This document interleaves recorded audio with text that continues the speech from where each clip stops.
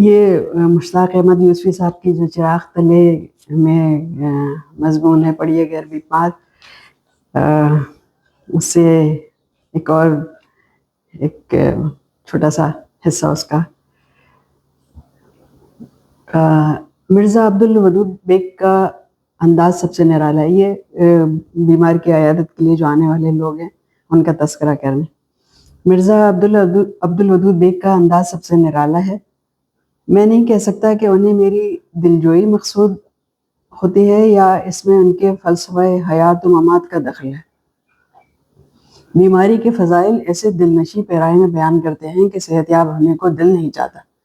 تندرستی وبال معلوم ہوتی ہے، اور غسل صحت میں وہ تمام قباحتیں نظر آتی ہیں جن سے غالب کو فکر وصال میں دوچار ہونا پڑا تھا کہ گھر نہ ہو تو کہاں جائیں اور ہو تو کیوں کر ہو۔ اکثر فرماتے ہیں کہ بیماری جان کا صدقہ ہے۔ عرض کرتا ہوں کہ میرے حق میں تو یہ صدقہ جاریہ ہو کر رہ گئی ہے۔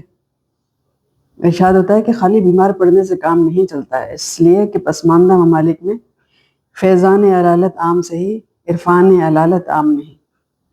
ایک دن میں کان کے درد میں تڑپ رہا تھا کہ وہ آ نکلے۔ اس سفر تفریح کے زمانے میں زندہ رہنے کے شدائد و موت کے فیوز و برکات پر ایسی مؤثر تقریر کی کہ بے اختیار جی چاہا کہ انہی کے قدموں پر پھڑ پڑا کر جان افری کو سپرد کر دوں اور انشورنس کمپنی والوں کو روتا دھوتا چھوڑ جاؤں۔